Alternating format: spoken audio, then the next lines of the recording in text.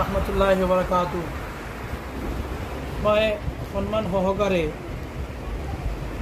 আমাৰ এই বিশেষ অঞ্চলসমূহত থকা বিশেষকৈ নগাঁও জিলাৰ বিভিন্ন প্ৰান্তত থকা হাফিজি মাদ্ৰাছাসমূহৰ মুহতামিম সাহাব, প্ৰধান শিক্ষক সাহেবানসকললৈ এটা বিনম্ৰ অনুৰোধ যে নগাঁও জিলাৰ অন্তৰ্গত জুৰিয়া মৌজাত চুটিয়ান গাঁৱত অৱস্থিত তহফিজুল কুৰাণ চুটিয়ান মাদ্ৰাছাত অহা 27-28 নৱেম্বৰ দুদিনীয়া কাৰ্যসূচীৰে এক মুছাবাকাতুল কুৰাণ পাঠ প্ৰতিযোগিতাৰ অনুষ্ঠানৰ অনুষ্ঠিত কৰা হৈছে।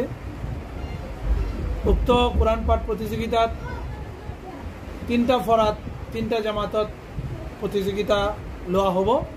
প্ৰথম জামাতে আম্মাপাৰা, দ্বিতীয়টো হ'ব পাঁচপাৰা, তৃতীয়